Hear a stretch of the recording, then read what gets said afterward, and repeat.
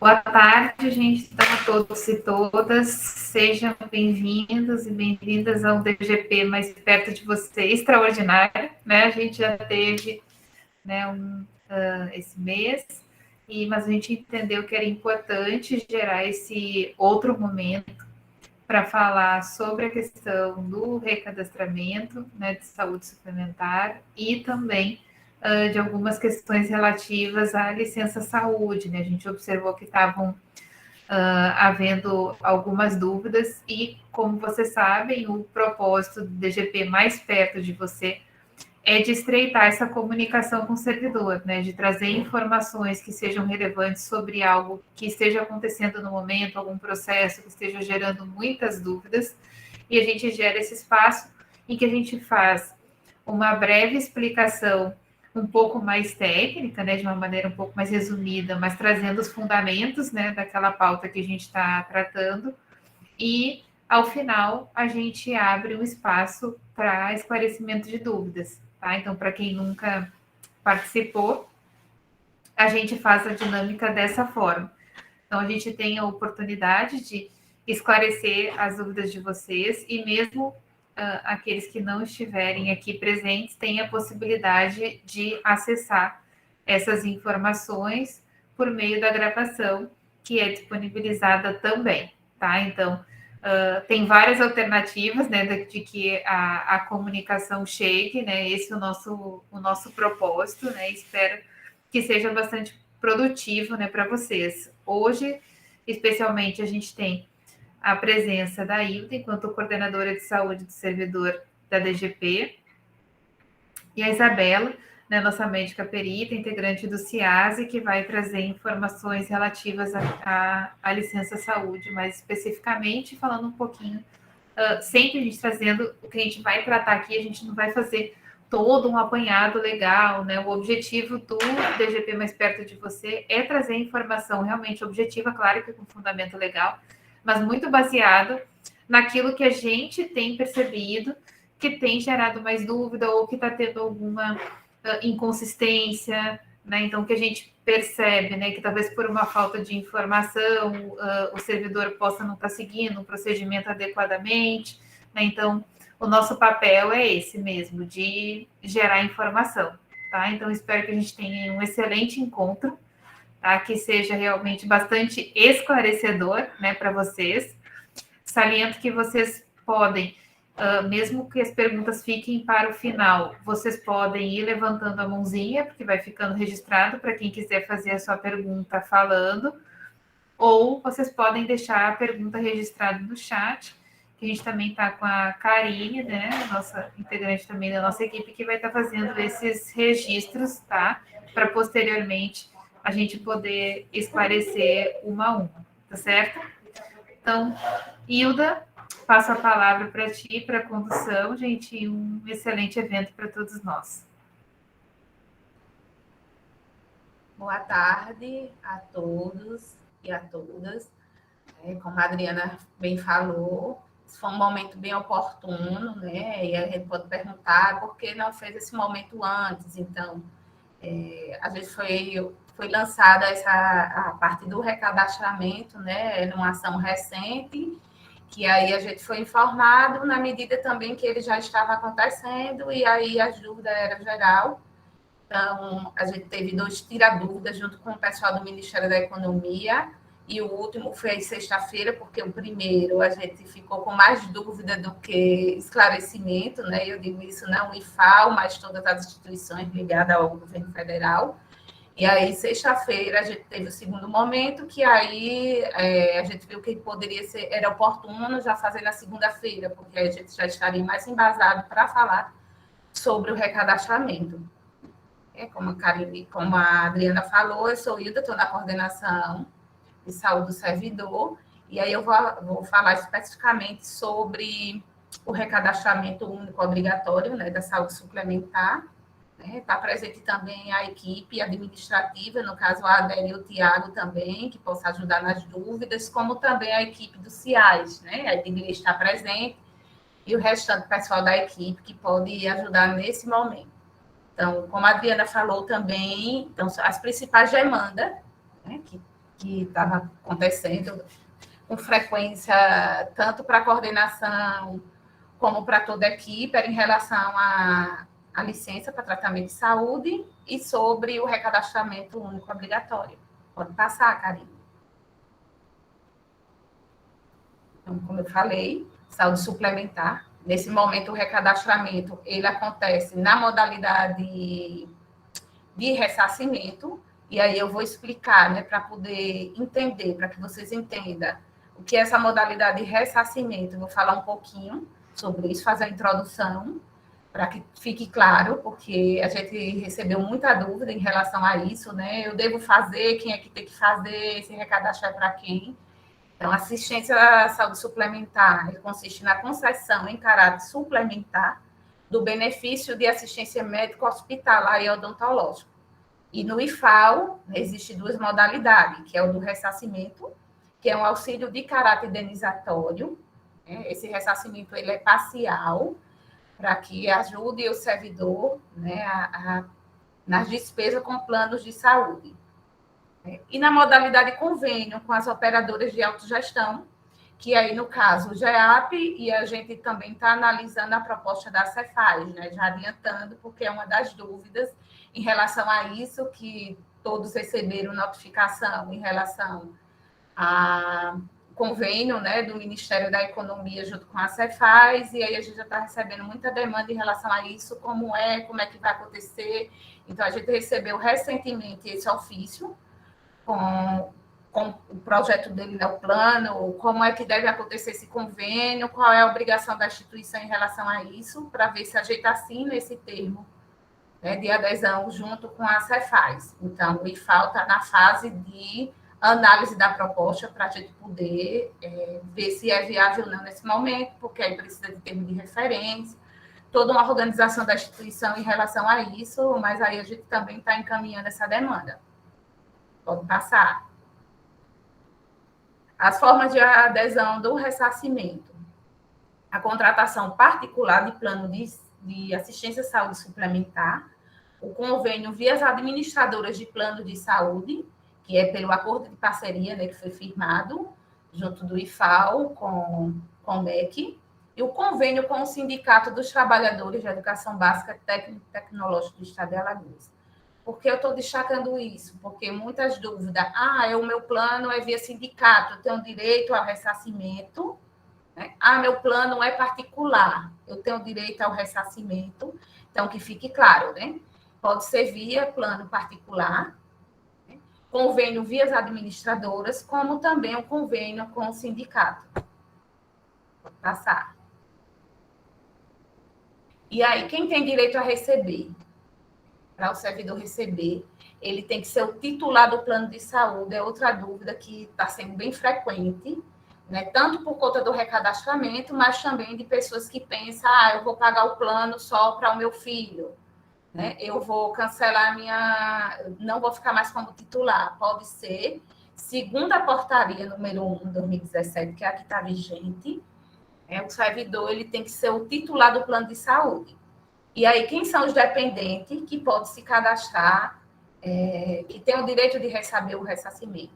É o cônjuge, o companheiro ou a companheira na união estável, o companheiro ou a companheira na união homoafetiva, obedecidos os mesmos critérios adotados para o reconhecimento da união estável, a pessoa separada judicialmente, divorciada ou que teve a sua união estável reconhecida e dissolvida judicialmente, com percepção de pensão alimentícia, passar.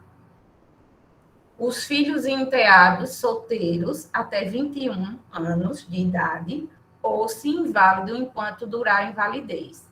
Os filhos e enteados entre 21 e 24 anos de idade, dependentes economicamente do servidor e estudante de curso regular reconhecido pelo Ministério da Educação.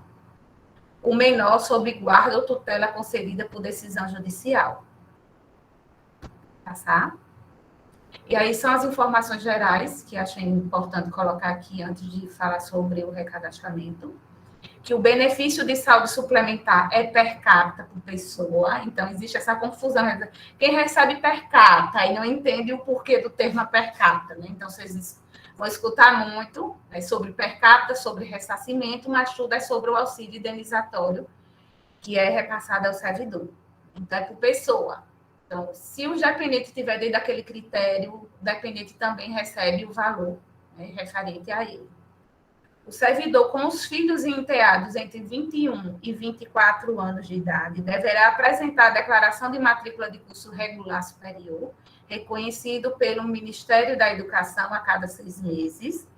O servidor deverá apresentar uma vez por ano, até o último dia do mês de abril, a documentação comprobatória necessária à coordenação de gestão de pessoas de seu campo de lotação. Por que eu coloquei e ressaltei essas informações? Primeiro, no Tira Dúvida, foi ressaltado, como antes da sexta-feira, que a portaria normativa ela vai sofrer, já está sendo revisada e vai ser alterada. Eles não adiantaram que alteração seria essa. No entanto, uma delas é em relação essa comprovação, não ser obrigatória mais ano a ano, a partir do recadastramento, essa comprovação ela vai ser automática. Então, eles disseram que provavelmente esse mês, especificamente essa semana, essa portaria deve estar saindo. Então, isso é sinal que a gente vai ter que ter um segundo momento aqui falando sobre saúde suplementar. E a gente espera, não sei o que é que vem de mudança, porque o que se discutiu muito era em relação a essa titular, o servidor obrigatoriamente ser o titular do plano. Então, não sei se eles estão revendo, eles vão adiantar informação, mas aí a gente sabe que, enquanto ela estiver vigente, essas são as obrigações. Pode passar. O convênio com as administradoras é para disponibilizar plano de saúde na modalidade coletiva empresarial. O benefício é esse. O valor do auxílio indenizatório é calculado através do cruzamento do total de vencimentos e da faixa etária, portaria número 8, de 13 de janeiro de 2016, e os valores per capita entre 101,56 centavos a 205,63 por pessoa. A gente espera também que essa tabela ela seja revisada, eles também não disseram nada em relação a isso, só disse que vai ter muita mudança, e inicialmente será o recadastramento na modalidade de ressarcimento, mas pode ser também que ele exija esse recadastramento para quem é convênio GEAP ou a Cefaz. No convênio com a GEAP, o repasse financeiro do benefício será direcionado da patrocinadora IFAL para a operadora. Então, o servidor ele recebe o per capita, só que no lugar de ser repassado diretamente para o servidor, o valor ele é repassado diretamente para o GEAP, no caso de convênio. Vou passar. E agora vamos falar sobre o recadastramento, que foi uma novidade para todo mundo, que é a atualização e complementação pelos beneficiários de informações relacionadas ao cadastro existente junto às operadoras contratada para possibilitar a automação completa do processo de comprovação de quitação do plano de saúde particular. Então, em resumo, para que essa comprovação anual ela seja automática, eles precisavam de algumas informações que eram em relação ao código da operadora, e da ANS, para que esse dado ele suba automaticamente e que o servidor beneficiário do per capita ele não precisa estar comprovando. Então, é uma novidade para a gente, mas eu acho que se o servidor ele atrasar um pagamento, automaticamente o per capita também não deve ser pago. Ele vai estar atrelado ao pagamento e à regularidade do servidor junto ao plano de saúde. Inicialmente foi disponibilizado para a modalidade de ressarcimento, que é o módulo Saúde Suplementar SOGOV. E aí eu estou ressaltando que é para quem recebe o per capita, o ressarcimento, o auxílio indenizatório. E tem pessoas que têm plano particular, que não é titular, recebe através do plano de saúde do esposo, um exemplo, e aí eu preciso fazer esse recadastramento, então não, só quem recebe o per capita. GEAP também não precisa fazer nesse momento. Pode passar. E o recadastramento possibilitará a conferência dos dados dos servidores beneficiados com as informações disponibilizadas pela ANS. As demais modalidades de assistência à saúde ainda estão em fase de desenvolvimento no SOGOV e serão disponibilizadas posteriormente. Passar. E aí, o que eles trouxeram de novidade na sexta-feira é que o prazo será prorrogado, né, do recadastramento único obrigatório para 31 de outubro de 2022. Quem deve fazer o recadastramento? Todos os servidores que recebem o benefício na modalidade de ressarcimento. Os servidores que não realizarem o recadastramento terão um benefício suspenso. E aí, o que eles trouxeram de novidade, disseram a justificativa para prorrogar esse prazo é porque a portaria número 1 ainda está vigente. E na portaria ele fala da obrigatoriedade da comprovação da quitação anual. Né? Que aí foi prorrogado, que ele é sempre em abril, até o final de abril, e foi prorrogado até o final de agosto. Então, estava tendo essa confusão. Eu preciso ainda comprovar minhas despesas com plano de saúde, né? Como seria? Então, eles deixaram claro, e aí a gente já colocou até uma nota no site, né, do IFAO, que é aí a quitação, ela vai, a obrigatoriedade da quitação com as despesas com plano de saúde, ela vai ser até dia 31 de agosto. Então, quem não enviou ainda essa comprovação, né, envie. E aí, o recadastramento, ele será, né, até dia 31/10. E aí, eles deixaram claro que quem não realizar o recadastramento vai ter o benefício suspenso.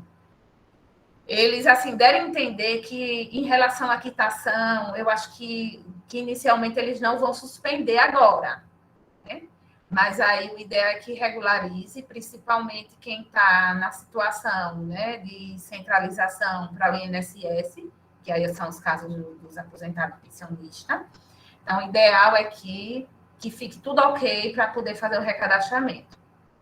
Pode passar. E aí, quais são as informações exigidas nesse recadastramento? É o número de registro da operadora da saúde, na ANS, o nome ou código do seu plano de saúde, confirmação dos dependentes, habilitado, cadastrado no CIAP, e aí eu faço, né, fazer observação em relação a isso dependente. Muita gente, quando está fazendo o seu recadastro, está aparecendo lá, não apareceu o nome do meu dependente. Então, o que é que a gente tem que fazer como crítica? Esse dependente, ele está dentro do critério, para receber per capita, ele já passou da idade de 21 a 24 anos, né? Ele tem direito a receber, porque uma coisa é o dependente que recebe o auxílio indenizatório e outra coisa é o dependente do meu plano de saúde. A gente saber fazer essa crítica, essa diferença, para poder ver se, quando eu puxo essa informação, se está aparecendo os meus dependentes que recebem o auxílio. E aí o valor da mensalidade, que aí eu preciso colocar o valor do titular, né? Então, quanto é que eu pago do meu plano e quanto é que eu pago de cada dependente que recebe o auxílio indenizatório. Pode passar. E quais são os documentos que são exigidos? Né? A inclusão dos documentos comprobatórios de titularidade de pagamentos relativo aos beneficiários, né, que ele pede em PDF ou em imagem. E aí, outra coisa que eles destacaram é que, se esse documento ele tiver elegível, então automaticamente ele vê uma crítica, né? Não, o sistema automaticamente faz uma leitura e não aceita esse documento. Então, a gente tem cuidado do documento que a gente está enviando, que aí é o contrato ou declaração, boletos e comprovantes de pagamento.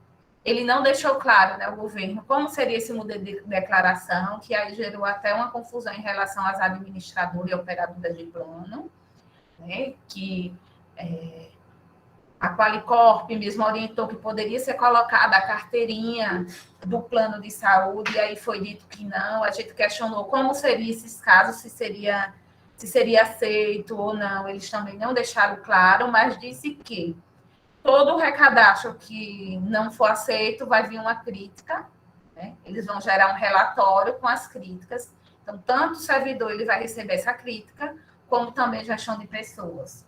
Então, quem quiser já atualizar e colocar a informação do contrato, coloque. Quem quiser aguardar a avaliação e a análise, ele vai dar esse tempo para que a gestão de pessoa possa analisar. Lembrando que quem fizer no período da folha, né, enquanto a folha estiver fechada, a folha de pagamento, então, esse recadastro ele vem para nós, gestão de pessoas do IFAO, e aquele que faz durante o período da folha aberta, né, automaticamente esse recadastro é realizado. Por isso que pode estar tendo confusão de alguém que, o meu ainda não foi analisado, o meu já foi analisado. Então, existe essa orientação, a gente do IFAO, a gente não orientou já para não gerar confusão de data, né? Olha, fazer do período X a Y, até porque a gente não tinha essa orientação inicialmente. E aí a gente preferiu, não, vamos deixar, né, que os servidores, ele pode fazer a qualquer tempo, que a única exigência é que ele cubra o prazo para esse período de recadastro. E aí vem um período de confirmação dos dados, né, via SOGOV, como também a concordância com os termos apresentados. Pode passar. Karine, tem como clicar aí no link?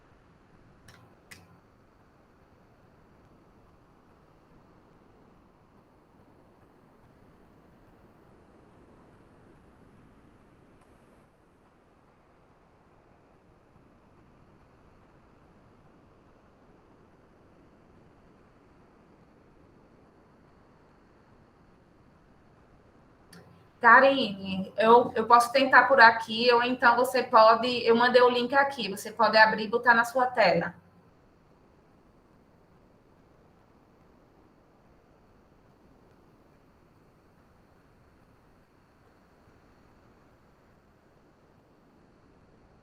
É que quando está em uma janela não aparece, né? Tem que ser tela inteira para poder aparecer algum arquivo, né? Que é aberto. Isso, por isso que eu mandei o link, porque se ela abrir, né, ela pode fechar essa apresentação e abrir pelo link.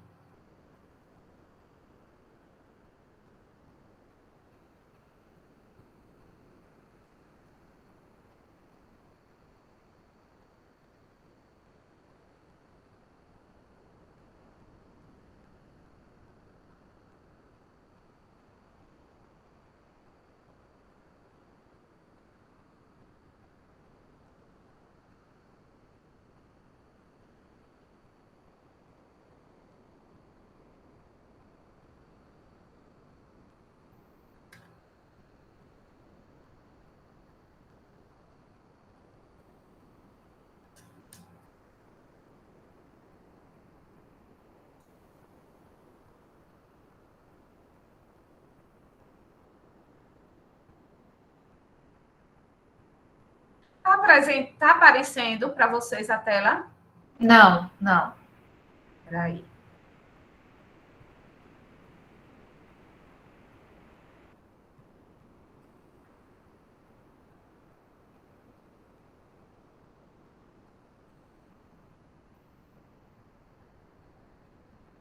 Acho que agora vai. Me fale se aparecer.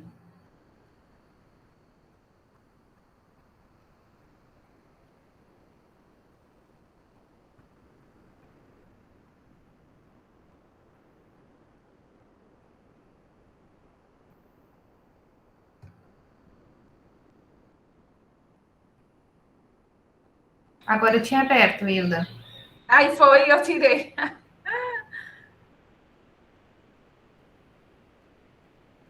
Abriu. Foi?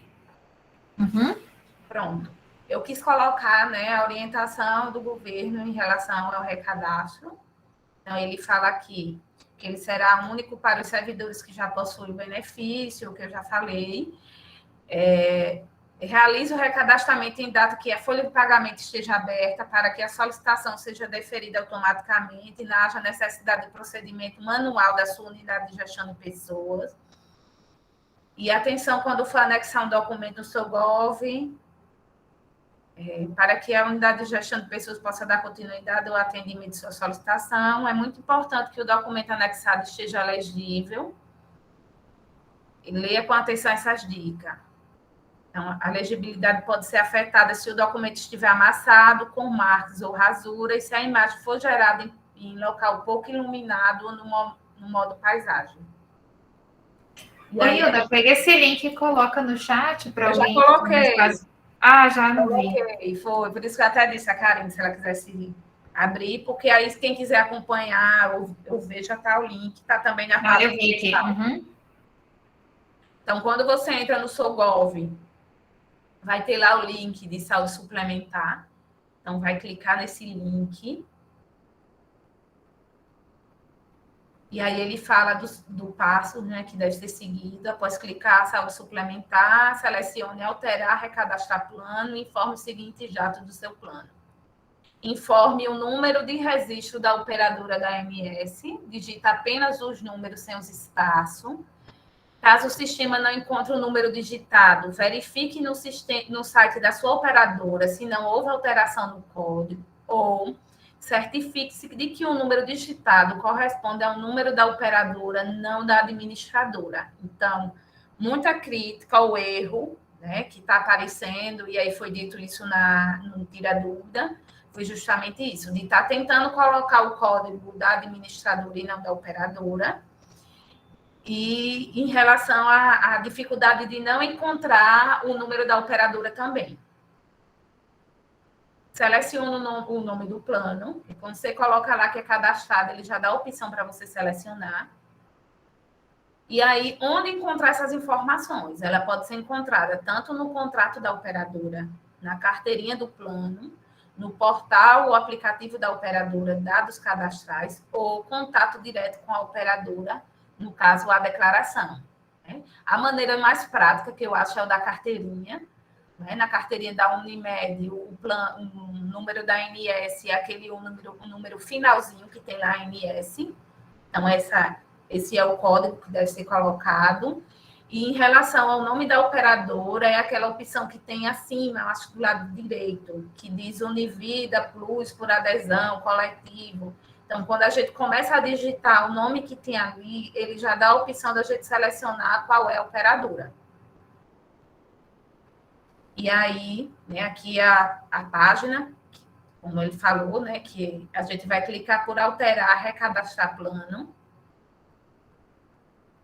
Após o preenchimento dos dados iniciais, será apresentada uma relação dos dependentes habilitados cadastrado no CIAP para o benefício a ser confirmado. Observação. Caso haja alguma inconsistência, verifique seu cadastro de dependente ou procure sua unidade de gestão de pessoas. E aí eu vou ressaltar que foi uma dúvida, né, que a gente também recebeu, dos servidores não encontrar na hora de cadastrar o dependente. Percebi que eu nunca cadastrei meu dependente e ele tem direito a receber e eu preciso fazer esse cadastro. E aí eu fui no Sogov fazer ali na parte de cadastro de dependente, cadastro em relação à saúde suplementar. Então, não tem a opção via a área de cadastro de dependente. Tem que solicitar ou via CIPAC, é um processo à parte. Então, o ideal é que eu procure gestão de pessoas para resolver a situação. Ou, se for via Sogov, fazer a opção de lá acompanhamento pessoa da família, que é o que aparece. Então, foi falado isso também no Tira Dúvida, então eles disseram que não tinha essa opção, mas que ia rever em relação ao cadastro dependente. Então, não aparece o cadastro dependente, na área de cadastro dependente, a opção para a saúde suplementar. Informe o valor da mensalidade do plano contratado para cada um dos beneficiários do plano. Então, tanto o titular como o dependente, eu vou ter que separar quanto eu pago de valor do plano. Anexe os documentos comprobatórios de titularidade e de pagamentos relativos aos beneficiários. Confira os dados de sua solicitação. Para prosseguir, é necessário concordar com os termos apresentados. Agora é só aguardar que sua solicitação seja analisada pela equipe de gestão de pessoas. E acompanhando sua solicitação, ele fala que você pode acompanhar o requerimento enviando o bloco solicitações disponível SOGOV. As solicitações do benefício que não forem concluídas de forma automática será encaminhada para análise, deferimento e lançamento pela unidade de gestão de pessoas. As solicitações de encerramento do benefício serão sempre analisadas pelas unidades de gestão de pessoas. Então, aqui vem, né, a página em relação às minhas solicitações, aí você vai ver lá se foi finalizado, como é que está o status. E aqui detalhar. No caso de solicitação com status, em análise, o deferimento e o lançamento manual deverão ser feitos pelo gestor para a finalização do processo.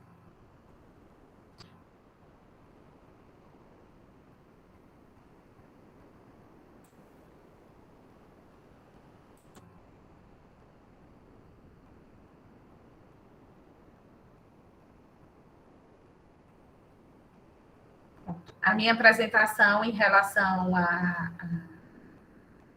ao recadastramento, né, foi essa. Tem aí a Maria Karine pode colocar o final, que só é o contato, telefone, pronto, que ela já colocou aí.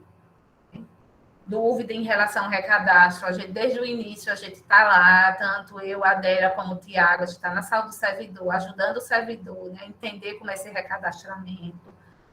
E muitos deles estão tendo dificuldade de entrar no SOGOV, não tanto em relação a como eu vou fazer esse recadastramento, e é tudo muito novo, né, para todo mundo. Então, não é uma demanda específica do IFAO, é uma demanda que veio do Ministério da Economia. Então, desde o início eu vinha falando com o MEC como seria, né, esse recadastro, e eles disseram que também tinha a mesma dificuldade, porque eles também faziam o recadastramento dos servidores do MEC. Então, está todo mundo aprendendo junto, né, como é que vai fazer.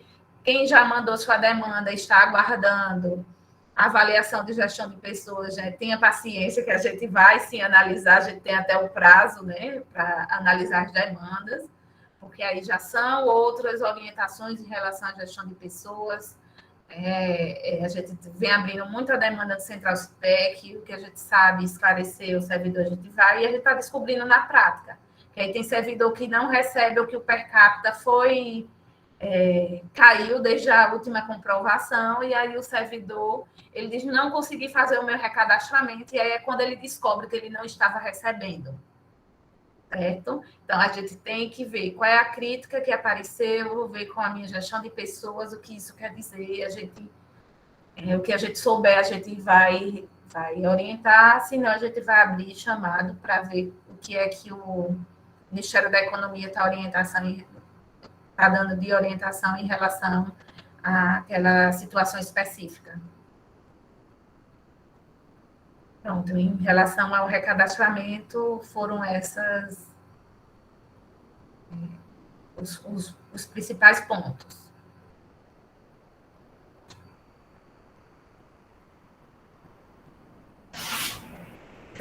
Joia, Hilda. Entendo que talvez seja importante, como já tem as mãozinhas levantadas, a gente dar início, né, a responder os questionamentos para passar para o próximo tema, e acho que a Karine pode ir te repassando, né, as questões, tanto do chat quanto das mãozinhas levantadas.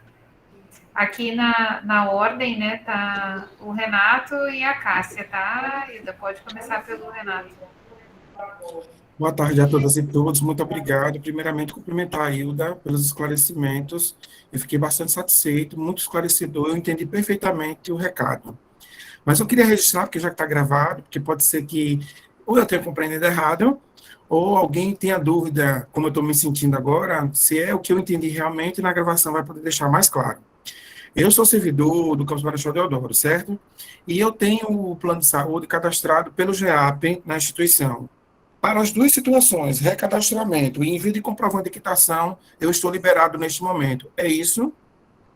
Sim, quem é GEAP não precisa fazer o recadastramento. É só para a modalidade de ressarcimento. É aquele servidor que recebe, né, o auxílio indenizatório diretamente. O GEAP, esse valor é repassado diretamente para eles.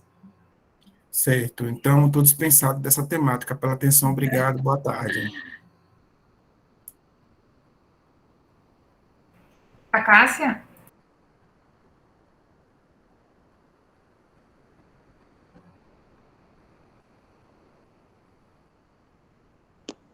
Oi, é o seguinte, Hilda e Adriana, temos uns 6 ou 7 servidores que não comprovaram o per capita, e aí não estão conseguindo acessar para fazer o seu Gov. O cara não estão conseguindo, entendeu? Aí todo dia estão aqui aperreados. Aí eu disse, Ô, aguarde, não Cássia, sei o que é que vai ser feito. Vamos aguardar, eles estão tudo aperreados.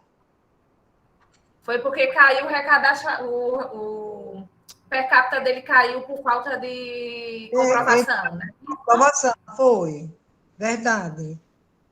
Certo. Aí ele vai ter que regularizar a situação para poder conseguir fazer o recadastro, certo?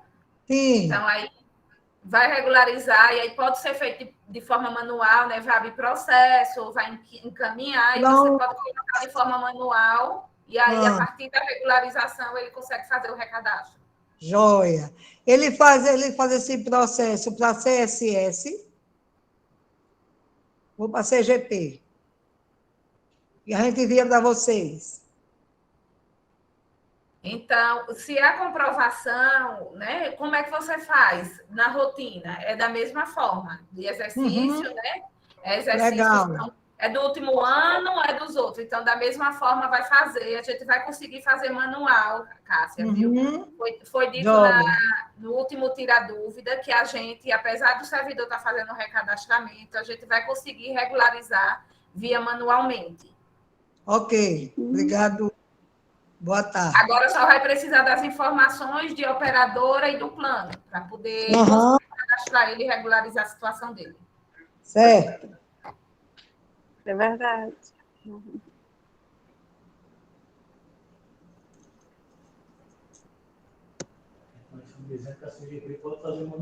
Tem que ser manual. Né? Mas aí precisa liberar o sistema. Teu microfone está aberto, Cássia. Peraí, eu vou fechar. É porque eu não estou conseguindo, não estou aparecendo para mim ele. Menino. Para. Semana passada. Açaí. Semana passada não estava conseguindo reativar. É verdade. Você libera agora.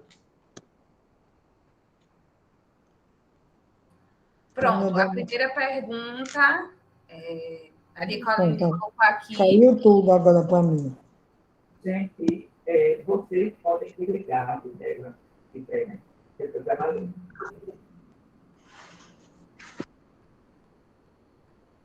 Conseguiu? Sim. Pronto, a primeira dúvida aqui é: sou titular do plano Unimed pelo sindicato, meu esposo também é do IFAO. Posso colocar ele como meu dependente para o ressarcimento? Observação: meu esposo declara no imposto de renda dele o pagamento da Unimed, mas não recebe o ressarcimento do IFAO. É como eu falei, né? Só pode ter um titular. Então, vai ser ou a servidora ou o servidor. E aí, quem é que vai estar com os dependentes, né? Vai estar no plano de quem? A depender de que for, cada um vai ter o direito a receber. Vamos dizer, ele, eu vou colocar, eu vou abrir como dependente, eu tenho um plano à parte. Se ele tiver e ele for titular de um plano, sim. Se ele for, né? Tem que ser baseado em quem é o titular do plano.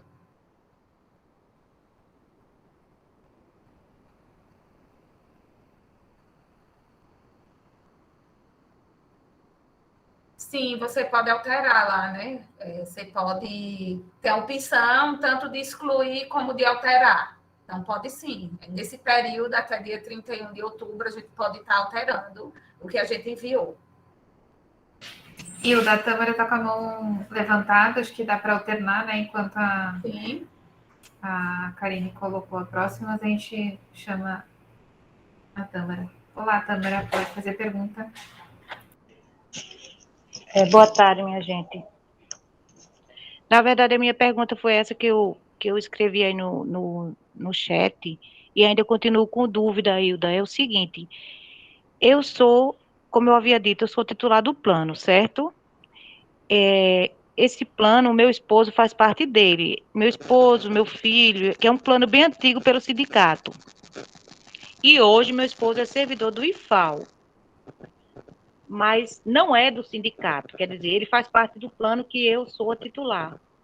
Então, ele nunca pôde colocar pela UIFAL esse ressarcimento, o direito a esse ressarcimento. Ele nunca fez, ele nunca pegou esse ressarcimento, e eu só tenho o ressarcimento do meu filho. Que eu vi aí num dos slides que o esposo pode ser um dependente. Então, no caso do meu esposo especificamente, ele nunca conseguiu fazer esse ressarcimento porque não era titular. Eu sou titular, e aí a minha dúvida é essa, porque eu boto no imposto de renda dele, né, porque a Unimed é bem clara, ela vem o CPF de todos. Então, o valor da Unimed dele, eu declaro no imposto de renda dele. Só que esse ressarcimento ele nunca consegue. A minha dúvida é essa. Então, nem eu posso colocar ele, nem ele mesmo pode colocar, não é isso? Foi o que eu entendi, está correto esse raciocínio? Não, aí no caso, ele só pode ir para o seu plano. E aí quem vai receber o per capita é você, porque você que é o titular. Se eu tiver errado, a Adélia e o Tiago podem ajudar em relação a isso. Só que quando eu já fiz no Gov, aí só aparece meu filho. Então eu tenho que ir lá tentar colocar ele como meu dependente, é isso? Isso, você tem que primeiro cadastrar ele como dependente, e aí você não vai conseguir, não sei se ele já é como acompanhamento de pessoa da família, porque se ele já for, você consegue puxar ele. Se ele não for, você tem que fazer o cadastro dele, né, como dependente e ver para acompanhamento de saúde da família, né? Quais são os critérios onde é que ele entra. Se não for, só saúde suplementar, você tem que abrir processo e ver, né, dentro no seu campo, sua CGP, para incluir ele como seu dependente. Aí você certo, agora isso não tem nada a ver com o imposto de renda. É isso que eu ia dizer, só para tu atentar que não tem nada a ver, entendeu? Não. É só para a saúde. O era esse, que bater informação diferente da outra, entendeu? Não. Certo. Quando você pedir para cadastrar ele como seu dependente, aí no cadastro vem dizendo que tipo de dependente. Aí você vai dizer dependente para acompanhamento de pessoa, da saúde, né? Acompanhamento para saúde, pessoa da família, e para ressarcimento. Aí, imposto de renda vai ter lá, e você não marca, porque imposto de renda ele declara o dele. Uhum. Certo. E qual é, para encerrar, onde é esse caminho que eu faço esse cadastramento do meu esposo como meu dependente? Faço pelo sistema? Tem pelo Solgov também. Se você não fez, você pode ir na área lá no Solgov, né, que ele também é novo, essa área. Tem cadastro de dependentes. Aí, se ele não é, vamos dizer, para acompanhamento de família, né, saúde, então, eu vou colocar, eu quero cadastrar ele também, se eu precisar acompanhar ele para uma consulta, né, ou de atestado. Então, eu vou incluir, você pode fazer via Solgov, né? Mas se for, só quero cadastrar ele em relação à saúde suplementar, ele não dá opção via Solgov, mas pelo que eu entendi, você nunca cadastrou ele em nada. Então, não, nunca. Aí você pode ir no Solgov na área de cadastro de dependente, que ele vai dar opção, certo? E ele também precisaria fazer no dele. Solgov não tem não ainda. Aí, quando ele aparecer via Solgov como uma das opções de dependente, aí você faz de novo o seu recadastro, ele vai aparecer como opção para chegar lá, se você vai incluir ele como dependente, entendeu? Tá. Então, eu modifico, né? Eu tenho ainda a chance de modificar, né? O que eu já fiz, né? Isso... Pode sim, você pode... Tá joia, tá bom. Muito obrigada. Atualizando as informações até o prazo.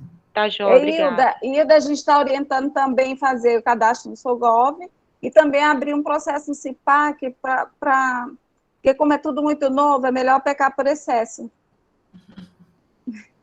Sim, porque como eu falei, eles disseram que ia rever, né? Não tem essa opção de suplementar no Solgov. Isso, agora mesmo o Dixon, eu estava falando com ele que ele pediu para a filha dele ressarcimento, né? Incluir ressarcimento que ela nasceu agora.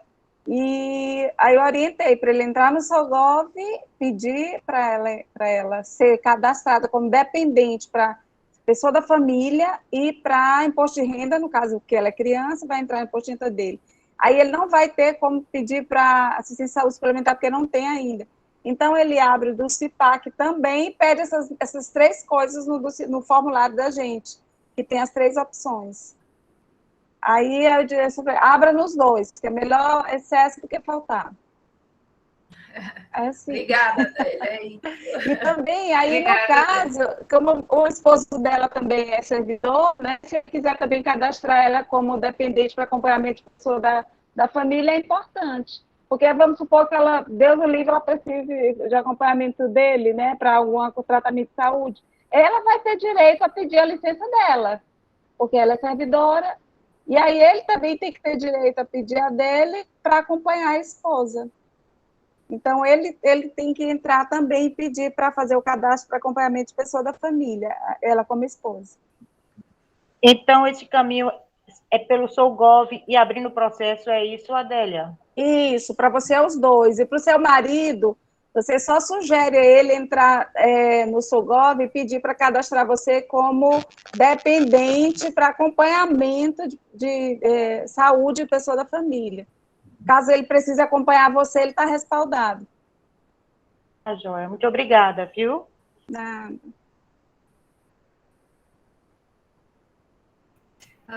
Hilda, tu pode ir para o chat, depois tem a Sandra, tem a pergunta de batalha e depois tem a Sandra.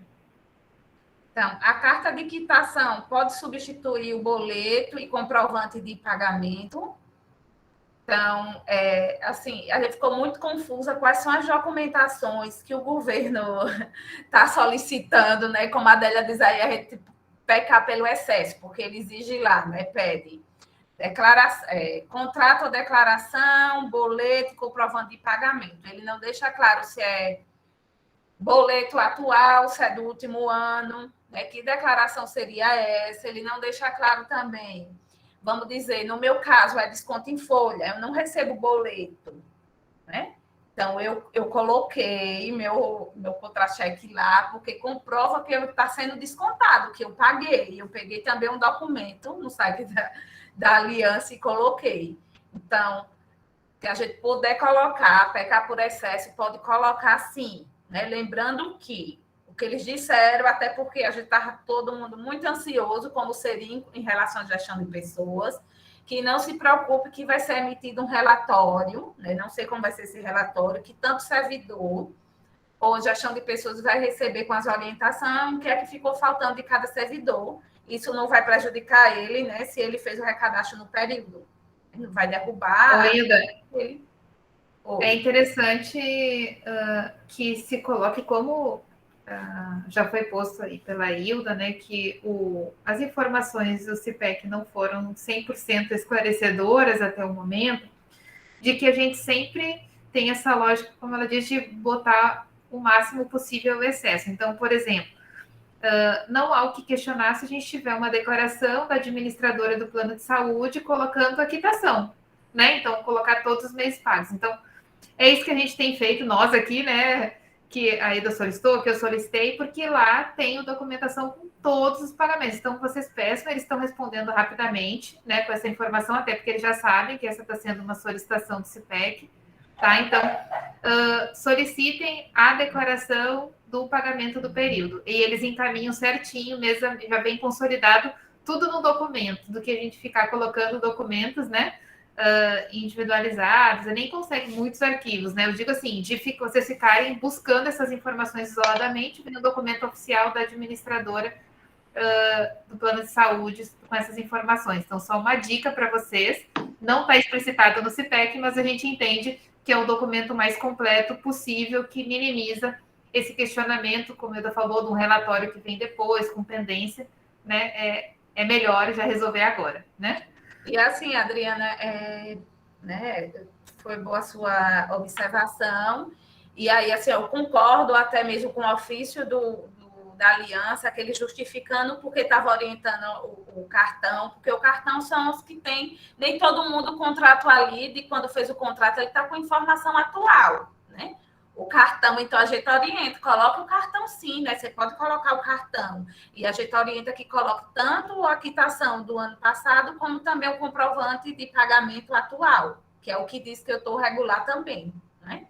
Então, assim, a gente está orientando, coloque, pecando pelo excesso mesmo, porque a gente sabe que tem campos lá que eles dizem, não, são campos novos, a gente está vendo aqui a data, então, muita dúvida ainda, e eles estão ajustando o sistema. Eu acho que até por isso estava caindo muito esses dias, né, o sistema sem conseguir, porque eles estão alterando e mudando portaria, a gente não sabe, né, vamos dizer, sai essa semana a portaria de saúde suplementar e venha uma alteração e seja totalmente diferente do que eu estou dizendo aqui, né? Venha com novas mudanças. E o que eles disseram que nessa nova portaria, ele vem falando desse recadastramento obrigatório, né? E aí eles viram a necessidade de ver isso como uma exigência e ter lá e dizer que aí vai ser automático.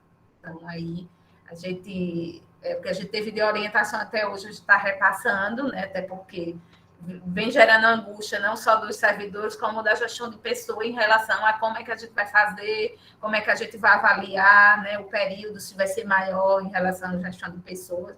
Mas aí eles disseram que a gente ficasse tranquilo, que aí eles vão emitir um relatório depois desse prazo, e aí para poder regularizar a situação de cada servidor. Então, pode ser que o servidor, já tendo o seu processo analisado, ele já receba, tenha retorno, de está faltando esse documento, ou refaça. E aí a gente espera que essa comunicação ela seja facilitada pelo Ministério da Economia.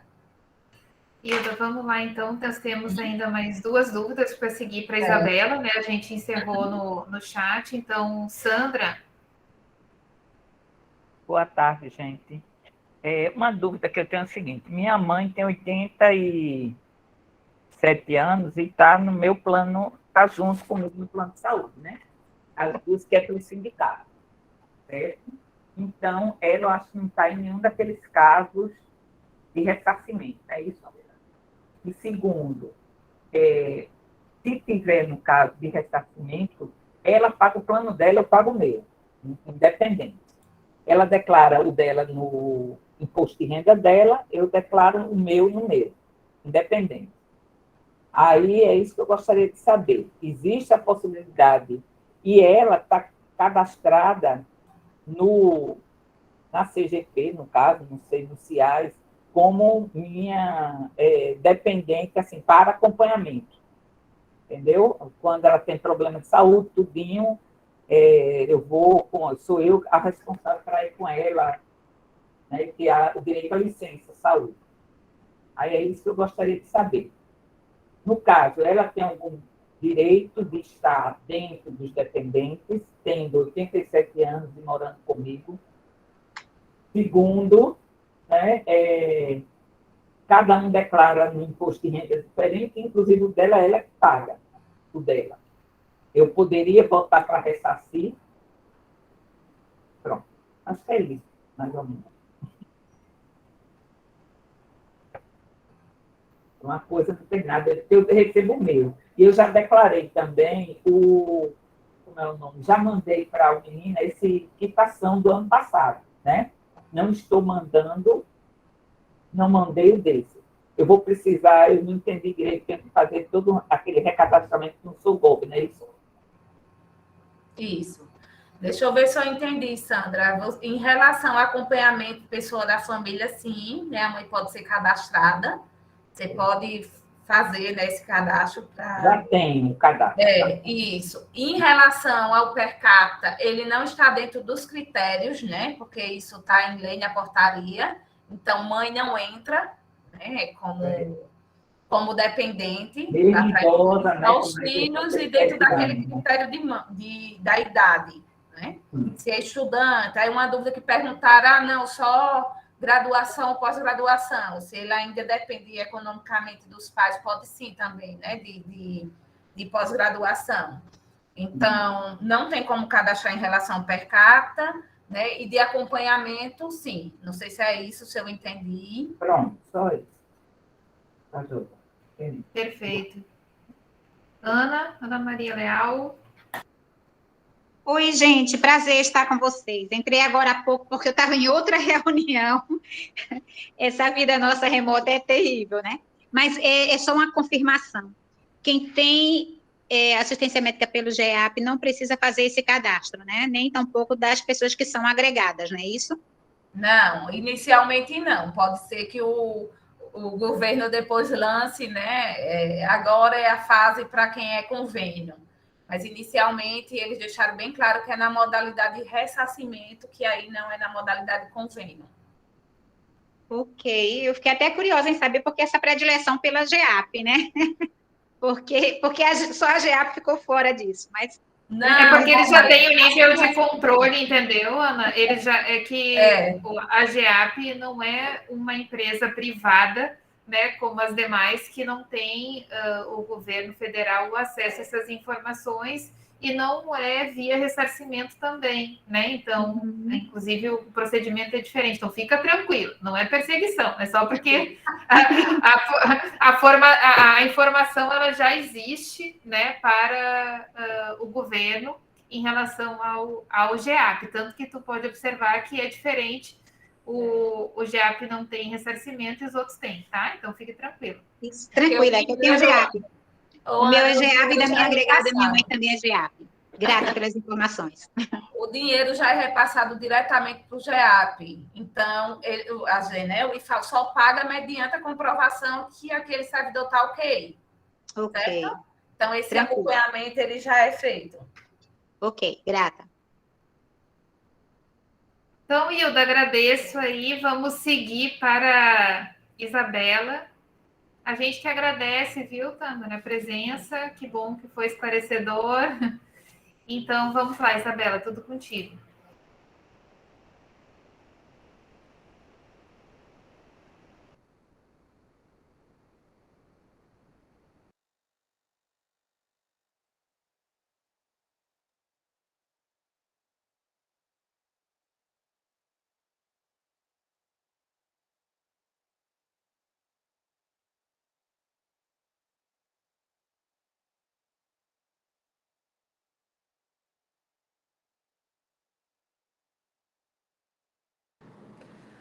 Boa tarde, então vamos dar seguimento a DGP Mais Perto de Você hoje com as licenças para tratamento de saúde, né?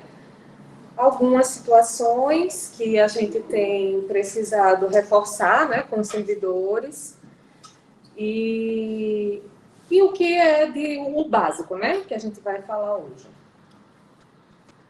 E aí a gente vai conversar de uma maneira assim, não vamos falar muito em legislação, a gente vai fazer tipo perguntas e respostas para que fique da maneira mais clara possível. Então, assim, meu médico, o dentista, me deu um atestado. Que procedimentos eu devo seguir? Então, pessoal, primeiro tem que comunicar a chefia no prazo de 24 horas.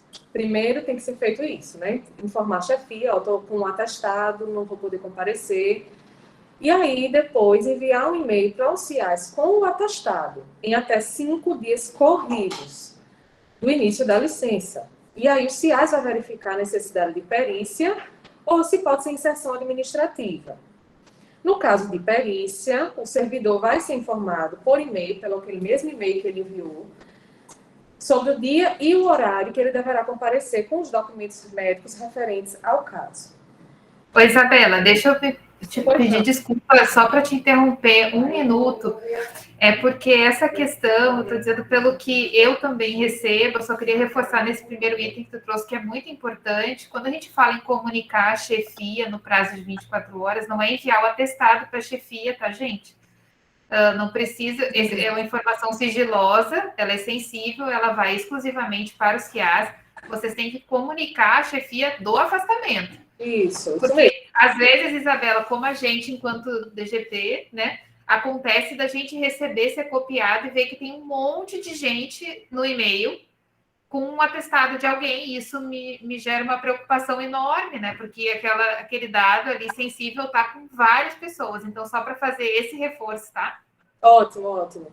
E é um reforço também que serve para, no caso da ocorrência, né? Quando vai cadastrar a ocorrência...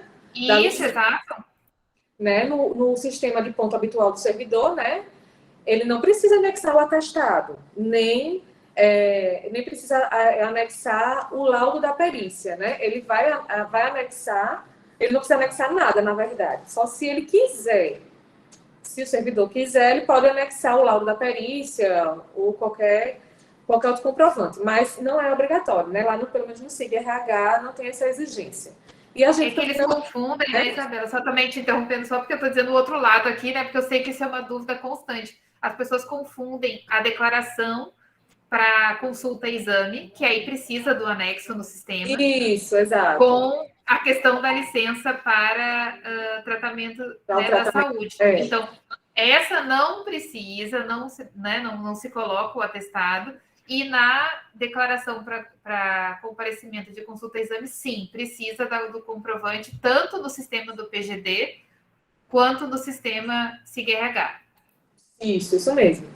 Porque a declaração de comparecimento, eu vou até falar mais um pouquinho, ela é diretamente com a chefia, né? Não passa aqui pelos CIAs. Então, vou dar continuidade aqui. E aí, que informações devem constar no atestado? Então, a gente precisa de algumas informações no atestado, principalmente se for um atestado que possa ser dispensado de perícia. Então, o nome completo do servidor, o total de dias e o período do afastamento. Muitas vezes a gente recebe atestados que dizem que deverá permanecer afastado por tempo indeterminado. Isso não é um atestado ideal. A gente precisa saber qual é o período de afastamento que o médico assistente está sugerindo. E, com isso, a gente vai poder fazer uma análise melhor do atestado, né? No caso do acompanhamento familiar, então, deve constar o nome completo do servidor e do familiar. E o CID da doença ou diagnóstico por extenso. No caso dos atestados que são dispensados de perícia, se não tiver o CID, então o servidor vai precisar fazer a perícia, ou o familiar, no caso, né? Então, tem que ter também o nome do médico assistente, CRM, CRO, data e assinatura. Com relação aos afastamentos para acompanhar familiar, é importante a gente deixar bem claro que o sistema não aceita o CID Z76.3, porque ele diz que é pessoa sadia acompanhando pessoa doente. Então, esse CID seria o CID do servidor, mas a gente precisa do CID do familiar, precisa da doença do familiar. Então, esse CID, o sistema, ele não aceita. Então, nos casos de atestados que fossem inseridos administrativamente, às vezes atestado de 1 dia, 2, não vai ser possível porque o sistema não aceita. Então, aí vai ter que vir o familiar e o servidor para fazer a perícia. Mas quem deverá ser submetido à perícia, né? No caso de doença do servidor, aqueles servidores que tenham licenças que ultrapassem o período de 5 dias consecutivos. Ele tem um atestado que ultrapassa em 5 dias consecutivos, ou seja, um atestado a partir de 6 dias, o servidor vai precisar vir fazer perícia. E também licenças de até 5 dias corridos, mas que somadas com outras licenças para tratamento de saúde, gozadas no ciclo de 12 meses anteriores, sejam de até 14 dias. Então, se o servidor tem um atestado de até 5 dias corridos, né, teoricamente ele não precisaria de perícia, mas ele tem outras licenças, né, no ciclo de 12 meses. Então, se essas licenças já tiverem somado 14 dias, aí ele vai precisar fazer perícia, né, mesmo que o atestado seja de 5 dias corridos. E no caso de pessoa da família, a diferença é que as licenças elas têm um prazo menor, né? Então, as licenças que ultrapassem o período de 3 dias consecutivos, então o familiar vai ter que fazer perícia. E, da mesma maneira, se ele tiver um atestado de até 3 dias corridos, mas que o servidor tenha licenças para acompanhar familiar, que ultrapassem os 14 dias, então também vai ter que fazer perícia com familiar. São licenças diferentes, então o servidor tem até 14 dias para própria saúde e até 14 dias, no caso, sem precisar da perícia, para a pessoa da família. Mas o que seria esse ciclo de 12 meses? Esse ciclo de 12 meses é um período que vai se iniciar do primeiro dia da primeira licença concedida ao servidor. Aí essa vai ser a data marco e ela vai se encerrar após 12 meses. Depois desse prazo de 12 meses, do primeiro afastamento do servidor, aí começa um novo ciclo, mas só começa a partir do primeiro dia da próxima licença concedida. E aí esse dia, então, vai ser a sua nova data marco, para os 2 tipos de licença. Vai ter a data marco para a licença para acompanhar familiar e vai ter a data marco para a licença para a própria saúde. Mas o que é essa perícia oficial, né? É uma avaliação técnica presencial realizada pelo médico ou dentista, a fim de caracterizar ou não o adoecimento alegado pelo servidor, que o incapacita naquele momento ao trabalho. Então, alguns servidores, eles até questionam, não posso fazer essa perícia por teleconsulta, por videoconferência. Não existe essa modalidade para o servidor.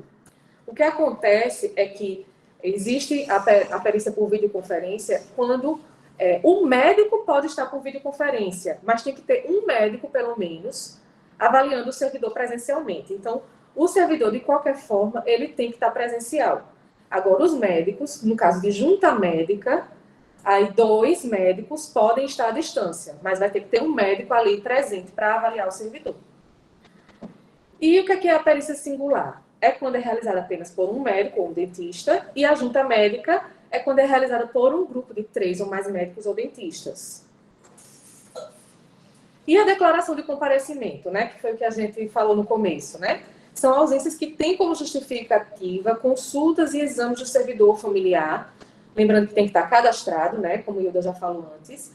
E essas declarações de comparecimento, elas são anexadas à ocorrência no sistema de ponto habitual do servidor. Elas não são consideradas atestados, então elas não vêm aqui para os CIAs. A declaração de comparecimento é diretamente com a chefia e anexada ao ponto. E se o servidor estiver doente em outro estado, né? Rotineiramente, a perícia deve ser realizada na unidade CIAs em que o seu órgão esteja vinculado, mesmo que o servidor resida em localidade distinta. Isso é muito importante. Porém, se a doença do servidor impede que ele se desloque, então, excepcionalmente, ele ou o responsável deverá entrar em contato com a unidade CIAs do IFAL, e aí o CIAs do IFAL vai solicitar uma perícia em trânsito através de ofício para os CIAs da localidade que o servidor se encontrar. E o que é que acontece se eu não fizer a perícia? Isso é um ponto muito importante. Caso o servidor não cumpra esses trâmites legais, não seja submetido à perícia, nos casos quando ela for indicada, né, caberá à administração pública caracterizar a falta a serviço, né, nos termos da Lei 8.112. Então, o papel aqui do CIAS vai ser de comunicar a CGP do campus, na segunda ausência, a convocação para perícia, para as providências que forem necessárias. E se vocês tiverem mais dúvidas, vocês podem perguntar, e aqui também estão os nossos contatos.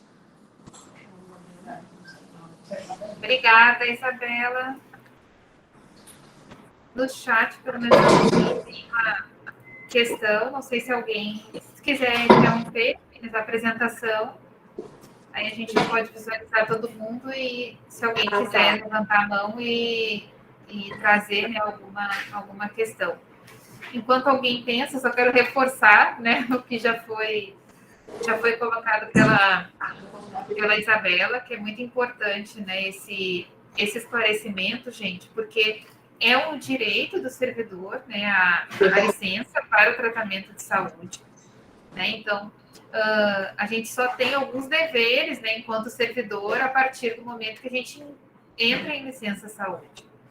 A gente precisa comunicar a nossa chefia, a gente precisa enviar essa informação para o CIAS, a gente precisa realizar a perícia dentro do tempo previsto, né? Porque, entendam, a gente tem um atestado, mas também existe uma avaliação que é realizada pelos médicos peritos em relação a esse atestado, né? Então, a perícia precisa, né, Isabela, verificar se aquela quantidade de dias que estão postas ali, elas são devidas, porque a perícia pode, de alguma maneira, avaliar uma necessidade de aumento, de redução, enfim, de uma análise, porque é feita uma análise, né?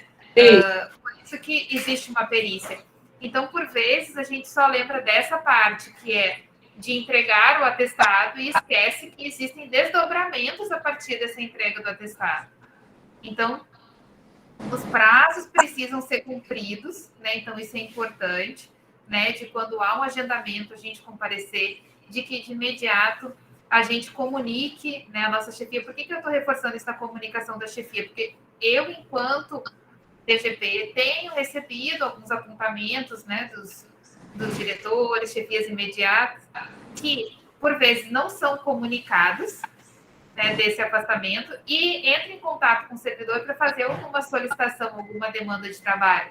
E ele informa naquele momento que está de atestado e há uma situação constrangedora, né? De acionar o servidor que está ali. Às vezes uma situação pode estar acamada, independente, né, de qual seja a situação de saúde, mas ele está afastado, né? Então não tem como ser demandado em relação ao trabalho. Então, gostaria de reforçar, sabe, Isabela, isso para que fique claro não só o direito da licença, mas os deveres a partir da licença. Isso, para ter o direito, tem que cumprir os deveres também, né? E a perícia é para isso, é uma avaliação técnica. A gente vai avaliar se aquele quadro de saúde ali vai impedir o servidor de estar trabalhando naquele período, ou se a gente não só olha o documento que o médico assistente está fornecendo, né? A gente avalia uma série de coisas. A gente avalia, examina o servidor, avalia os documentos, exames, receitas. E aí a gente vai ver se é necessário mesmo aquele período, se ele precisa de mais tempo afastado ou se precisa de menos tempo. Então, é uma avaliação complexa. E outra coisa que eu gostaria também, Isabela, que tu reforçasse, é quando o caso em que o servidor já teve o período findado do que consta no seu atestado, ele ainda não foi periciado, né? E a gente tem um intervalo aí, né, entre a data prevista de término do atestado e a realização da perícia, que é quando realmente aquele atestado vai ser homologado. Acho que é um ponto importante também de fazer um reforço. Certo, com a demanda que a gente teve, né, que a gente ainda está com uma demanda reprimida, né, pela questão da Covid, entre outras coisas, e aí, às vezes, essa perícia acaba atrasando, ou então porque o servidor também demora a enviar o atestado, né? Tem essas duas questões. Mas é importante a gente... O que eu acho que... Sabe o que eu acho importante disso? Em relação sobre o time, é que a gente precisa, durante a perícia, comprovar que existiu ou se ainda existe esse adoecimento. Então, que o ideal é que toda a avaliação seja ainda no momento da doença. A gente está no momento da pandemia, que fez com que muitas perícias fossem adiadas por tratar-se de uma doença contagiosa. Mas essa não é a regra. A regra é que a gente avalie ainda na vigência do atestado, porque, como você falou, ele pode ser encurtado ou até prolongado. Porque aí, quanto mais tempo a gente demora para fazer isso, dependendo da doença, maior dificuldade a gente vai ter em constatar se houve aquela necessidade. Porque o ato da perícia é isso, é para constatar. Se uma pessoa chega aqui com atestado de 5 dias, de 1 mês e meio após, vai correr o risco de ter negado, porque a gente não vai ter subsídio suficiente para dizer que aquela doença ocorreu. Por isso a importância de tentar mandar dentro dos prazos para a gente poder realizar dentro dos prazos. E outra coisa, se o atestado findar, o período do atestado findar, segundo o manual de perícia, né, o servidor volta ao trabalho, mesmo que ele não tenha sido avaliado. Terminou o período que o assistente deu, ele volta ao trabalho e fica aguardando a perícia. Outra questão importante com relação a esses atrasos é que o servidor ultrapassar os 5 dias corridos para enviar o atestado aos CIAs, ele poderia até ser dispensado de perícia se as regras, né, para tal fossem preenchidas. Mas se tiver o atraso desses 5 dias corridos, ele obrigatoriamente vai para a perícia também. Então, você poderia ter uma licença que não precisaria vir aos CIAs, mas se você encaminha um atestado com atraso, vai ter que passar por perícia. Isso, exatamente. Foram pontos importantes, né, que as médicas trouxeram, gente. E é importante vocês atentarem. Quando a gente fala em perícia, como a Maria Carolina falou, a gente precisa, né, a equipe, né, a equipe, né, de peritos avaliar realmente a condição, né, e que depois essa condição do servidor sendo analisada posteriormente, isso pode, né, ficar prejudicado. E que, na equipe, pode ser que quando tem essa lacuna entre o término do atestado, né, do período previsto e a data da perícia, a pessoa, às vezes, o servidor pode ficar confortável achando que esse período vai estar coberto em termos de licença-saúde, o que não é, né? Quando findou esse período, né, de atestado médico e não há um novo atestado para uma nova licença, esses dias devem ser trabalhados mesmo sem ter sido realizada a perícia, porque a perícia vai ser para homologar esse atestado lá atrás e não vai se estender a todos os dias em aberto entre o fim do atestado e a data da perícia, tá, gente? Então, é um outro ponto, né, que eu acho que é importante deixar bem claro, né, para o servidor essa necessidade de retorno com o término dos dias de atestado. Outra situação importante, né, mais um dado que corrobora para assim que o servidor tiver o atestado informar, que muitas vezes a gente já faz a perícia hospitalar. É um servidor que mora no interior e está aqui na capital em tratamento, então a gente já aproveita e faz a perícia no hospital, ou se for um caso muito grave, que a gente precisa avaliar logo. Então, assim, tudo isso a gente analisa também. Tem algumas situações também que é necessário fazer a avaliação em domicílio, se tiver critérios que ele não possa vir, né, mas isso a gente sempre pede uma explicação também, uma comprovação. Então, tem a perícia no CIAS, que fica no prédio da reitoria, no 7º andar, e temos também modalidade domiciliar, hospitalar e também em trânsito, né? A gente faz tanto de servidores de outros órgãos em trânsito, como também em outros estados eles fazem dos servidores do IFAL. E lembrando, né, que a questão da perícia em trânsito é quando o servidor está impedido, né, do deslocamento para a unidade CIAS para vir realizar. Quando não há esse impedimento, né, em nada justifica que essa perícia seja realizada em trânsito e o servidor tenha a obrigatoriedade de comparecer à unidade CIAS para que tenha o seu período de licença homologado. Isso, inclusive a gente sempre, a primeira opção é a gente oferecer um agendamento aqui na nossa unidade CIAS. Perfeito, equipe. Gente, alguém tem mais alguma questão, alguma dúvida? A gente tem CGPs aqui, né? Então pode ter alguma questão, tá? Até aproveito também para dar um recadinho para CGPs, tá? Um reforço para quem é CGP, que a gente tem algumas aqui. Sempre que há uma perícia realizada, né? Então o laudo ou junta, né? O laudo é encaminhado por parte do CIAS para a CGP. E é muito importante que a CGP entenda que essa comunicação com o campus é de responsabilidade dela, dessa coordenação. Então, a CGP, munida dessa informação, precisa comunicar a chefia imediata desse servidor quanto à condição dele, né? Porque essa não é uma informação que está com o CIAS, né? É uma responsabilidade da CGP quando recebe. Por isso que vocês recebem todos os e-mails, né, do CIAS quanto a esse fluxo, né? Então, só para também aproveitar e reforçar essa informação, né, enquanto vocês são um canal importantíssimo junto com o campus, né, com a chefia imediata.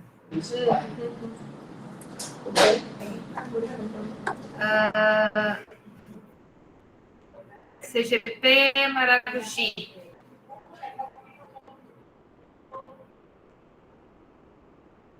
Boa tarde, pessoal.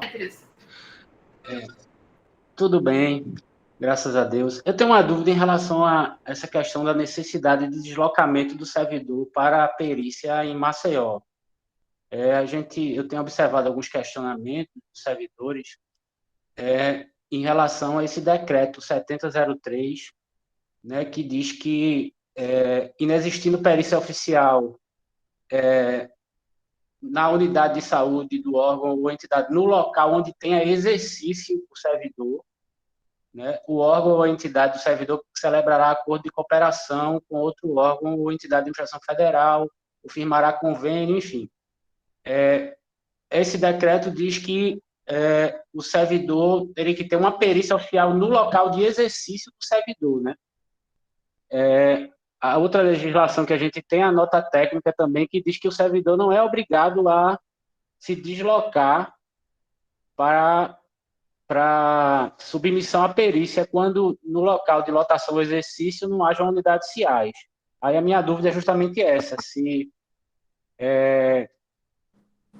seria necessário esse deslocamento, é obrigatório esse deslocamento do servidor para o CIAS em Maceió, quando o decreto fala que é o local de exercício, no caso dos servidores daqui seria Maragogi, né, local de exercício. Eu posso responder. É o seguinte, nenhum lugar, né, do Brasil vai ter CIAS, vai ter médico suficiente para estar em todos os locais de exercício do servidor. Mas o que essa nota informativa está falando é que o órgão, né? Então o órgão é o IFAL tem os CIAs. E não é todo órgão que tem. A gente atende Polícia Federal, Polícia Rodoviária Federal. Todos eles vêm fazer, mesmo estando lotados em outras cidades, todos eles vêm fazer aqui. Então, assim, porque eles têm acordo de cooperação. Então, o órgão do servidor é o IFAL. O IFAL está vinculado aqui à unidade CIAs que se encontra na reitoria. Então, essa questão do deslocamento, o servidor não é obrigado a se deslocar quando ele tem uma condição de saúde que o impede.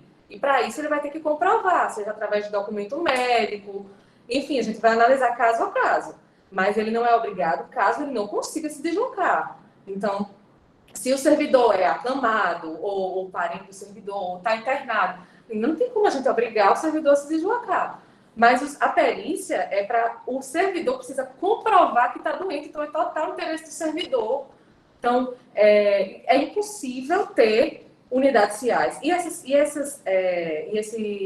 Esses termos de cooperação, que no caso teria ou com o INSS, ou com o médico particular, tendo uma unidade CIAs do órgão, não é cabido, não existe, não tem como fazer isso. Isso é se não houvesse os CIAs do IFAL, aí é tentar convênio com o INSS, ou com órgãos do Estado ou do município. Aí teria que esgotar isso tudo, mas não é o caso. A gente tem uma unidade CIAs constituída. Perfeito. Mais alguma questão, gente?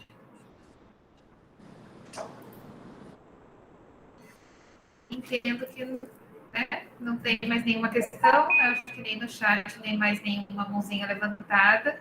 Agradeço aí toda a equipe, né, dos médicos e médicas, médico e médicas, não sei se o Jorge está aí, de todas as médicas peritas, né, que fazem parte da nossa equipe do CIAS, Edgley, na gestão do CIAS, na condução desse processo, né, e toda a equipe sempre com muita seriedade, né, Hilda, num tema tão delicado que é saúde, né, que a gente sabe que mexe, né, com a vida, né, do servidor, e podem ter certeza que todo esse grupo tem um compromisso, né, e consciência dessa responsabilidade, né, que a gente lida com informações tão sensíveis, né, a gente trabalha com um servidor ali em vulnerabilidade, né, quando está adoecido, então existe realmente uma preocupação de fazer o melhor e que a informação chegue, né. Então, esse encontro, ele fica gravado, né, ele fica disponível, normalmente ele fica no canal do IFAL do YouTube. Como a gente está no período eleitoral, a gente não pode estar com o nosso canal ativo, se vocês tentarem entrar, vocês vão verificar isso, mas a gente disponibiliza essa gravação por meio de link individualizado, em que pode estar acessível a qualquer servidor nosso para poder dirimir qualquer dúvida. E também nossos canais de comunicação também estão disponíveis, né, tanto da CSS quanto do CIAS, para qualquer esclarecimento que seja necessário, tá? Então, gratidão a toda a equipe, gratidão a todos os presentes, e tenham aí um excelente fim de tarde. Obrigada, pessoal. Boa tarde. Karine, pode encerrar, por gentileza? Obrigada, Adriana. Obrigada, equipe.